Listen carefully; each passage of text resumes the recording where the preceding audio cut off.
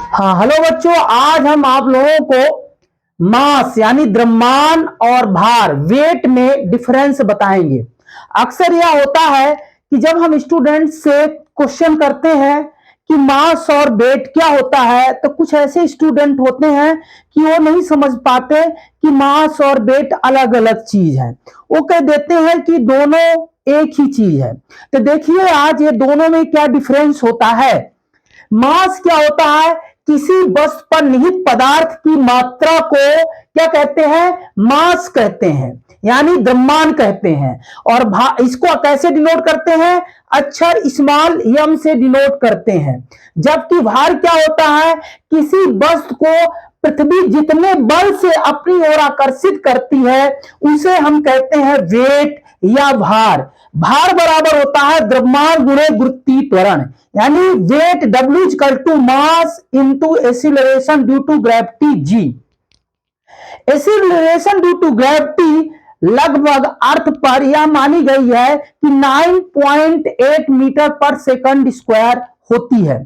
देखिए हम कैलकुलेशन के लिए इसको 10 मीटर पर सेकंड स्क्वायर मानेंगे। तो देखो पहला अंतर क्या आपने समझा कि किसी वस्तु पर निहित पदार्थ की मात्रा को हम मास कहते हैं और किसी वस्तु को पृथ्वी जितने बल से अपनी ओर आकर्षित करती है उस बल को यानी फोर्स को हम कहते हैं वेट। यानी मास रिमेन्स सेम एवरीवेयर। मास सब जगह एक समान होता है, चाहे हम पृथ्वी के केंद्र पर जाएं, सेंटर पर जाएं, चाहे मून पर जाएं, चाहे किसी अदर प्लैनेट्स पर जाएं, मास कभी नहीं बदलता, जबकि वेट बदलता है बच्चों। हम चंद्रमा पर जाएंगे तो मास वही रहेगा, लेकिन वेट जो होगा वह 6 गुना कम हो जाएगा। पृथ्वी के केंद्र पर जाएंगे तो वहां पर गुरुत्वीय त्वरण G का मान 0 होता है, इसलिए वहां पर भी वेट क्या होगा? 0 होगा। स्पेस पर जाएंगे तो वेटलेस की स्थिति हमें नजर आएगी। Mass is a scalar quantity. Mass को एक स्केलर क्वांटिटी होती है, यानी अदिश राशि होती है। इसमें केवल मैग्नीट्यूड होता है, डायरेक्शन नहीं होती है।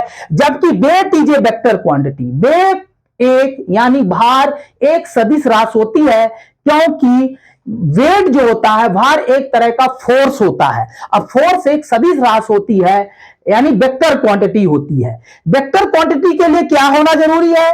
वेक्टर क्वांटिटी में मास होना जरूरी है। वेक्टर क्वांटिटी के लिए मैग्नीट्यूड, डायरेक्शन और सदिश योग नियम का पालन करे, वो क्वांटिटी वेक्टर क्वांटिटी कहलाती है। SI यूनिट जो मास का होता है हम किलोग्राम से मेजरमेंट करते हैं। हमने द्रव्यमान को किलोग्राम से मेजरमेंट करते हैं, जबकि वेट को हम न्यूटन से मेजरमेंट करते हैं। न्यूटन, क्योंकि फोर्स की SI यूनिट न्यूटन होती है और सीजीएस में डाइन होती है, जबकि मास की SI यूनिट किलोग्राम होती है, सीजीएस में ग्राम होती है। देखिए mass of an object can never be zero.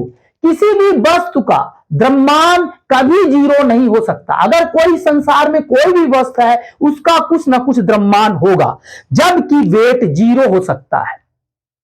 हम मास को भौतिक तुला से मेजरमेंट करते हैं, किलोग्राम में फिजिकल बैलेंस से मेजरमेंट करते हैं, जबकि वेट को हम स्प्रिंग तुला से मेजरमेंट करते हैं। हमने जैसे सिखाया, हमारे पास ये देखिए ये स्प्रिंग तुला है, ये हमारे पास स्प्रिंग तुला है, स्प्रिंग स्केल है, इसकी मदद से हम वेट मेजरमेंट करते हैं।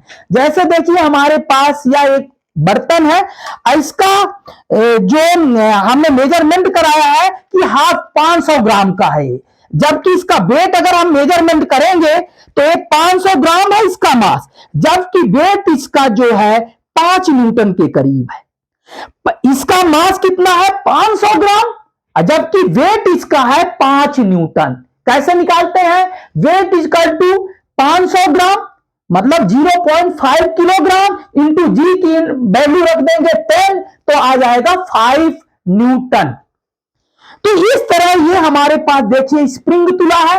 इस स्प्रिंग तुला से इसका द्रव्यमान, इस बर्तन का द्रव्यमान 500 ग्राम है, लेकिन वेट भार 5 न्यूटन है। तो हम स्प्रिंग तुला स्पैचुला से वेट मेजरमेंट करते हैं।